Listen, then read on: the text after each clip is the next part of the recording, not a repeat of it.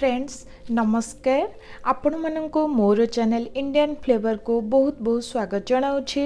Friends आज मुझे अति सुआदिया छतु बेसर रेसिपी भात किंबा रुटी सहित निश्चित ट्राए करेंगे। आशा करुँची आपण माननको भल लागिबो।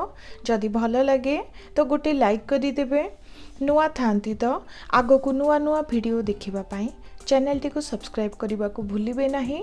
हेले देरी न करी चलंतु आज ही रेसिपी टी को स्टार्ट करिबा।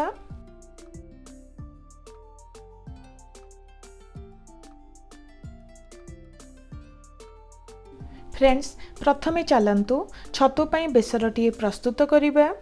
बेसर पाई एठी देखंतु गोटे चामच हेब सोरिष, अल्प केतोडी कला मरीच और प्राय 5 रु 6 सुखिला लंका को भिजाई रखिथिली ताकू दबा। एठी देखंतु गोटे बड़ साइज रसुणर कोड़ को नहीं ता सहित छोटिया खंडे अदा को नहीं एबे दरकार हिसाब रे सेथिरे पानी दे चिकन करी बाटी नबा। देखंतु चिकन करी बाटी नहीं बेसर बटाटी रेडी ही गला।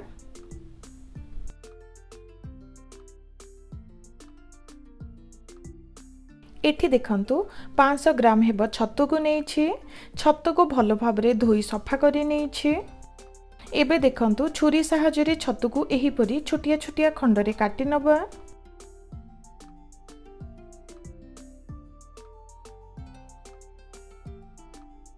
फ्रेंड्स देखंतु छतु को छोटिया छोटिया खंड रे काटी नहीं। एबे चलंतु नेक्स्ट प्रोसेस स्टार्ट करिबा। फ्रेंड्स एठी मु दुईटी कंचा लंका को काटी नहीं ताकू दबा। फाळे पियाज को एही परी काटी नहीं ताकू दबा। एठी गोटे टमाटो को छोटिया छोटिया खंड रे काटी नहीं ताकू देई दबा। ता सहित एठी दरकार हिसाब रे बेसर बटा को देउछे। एबे चलंतु मसला गुंड को दबा। एठी मु गोटे चामच हेब लंका गुंड को देउछे। ता सहित एठी आधे चामच हेब जीरा गुंड, गोटे चामच हेब धनिया गुंड को दबा। अल्प टिके हलदी गुंड को दे भल भाव रे हाथ रे सब को मिसाई नेउछे। फ्रेंड्स एही परी बनांतु छतु तरकारी रो टेस्ट बहुत सुंदर आसी थाए। देखंतु छतु सह मसला को भल भाव रे एही परी मिसाई नेउछे। भल भाव रे मिसाई नेछि एबे साइड रे रखी दबा। एठी देखंतु दुईटी मीडियम साइज आलू रो चोपा को रखी एही परी काटी नेछि।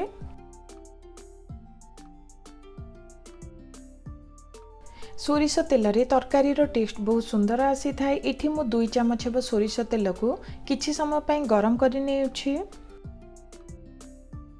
फ्रेंड्स तेल गरम हो जाइछि। एबे सेथिरे आधे चामच हेब पंचफुटण और गोटे सुखिला लंका किछि भृसंग पत्र को दबा। ता सहित काटी रखिथिबा आलू को दे टिके बादामी रंग हैला जाए प्राय 2 रु 3 मिनिट पई भाजी नबा।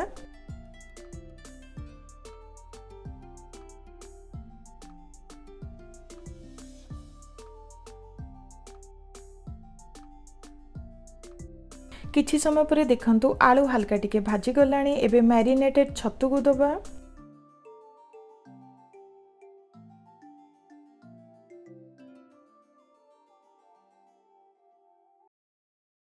छतु को देबा परे स्वाद अनुसार एठी मु अल्प टिके लुण को देउछे।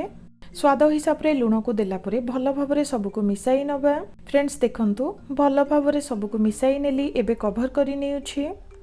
कवर करिनी प्राय 3 रु 4 मिनिट पई लो रु मीडियम हीट रे रांधी नबा। फ्रेंड्स प्राय 4 मिनिट पई रांधी नेछि। देखंतु छतु और आलू बेसर सह भल भाव रे कसी गलाणी। एबे सेथिरे पानी देई दबा। एठी अधिका पानी ऐड करिवार किछि दरकार नुहे। एठी मो आधे ग्लास हेब पानी को देउछि। आधे ग्लास हेब पानी को देला परे भल भाव रे सब को मिसाई नबा। पुणी थरे कवर करिने प्राय 4 रु 5 मिनिट पई रांधी नेउछि। तो फ्रेंड्स देखंतु प्राय 5 मिनिट पई रांधी नेछि। वर्तमान आलू और छतु भल भाव रे सिझी जाइछि। टिके धनिया पत्र को देई दबा। बहुत सुंदर बास्ना आसलाणी। वर्तमान आमर छतु बेसरटी रेडी ही गला। एबे गोटे प्लेट को काढ़ी नबा।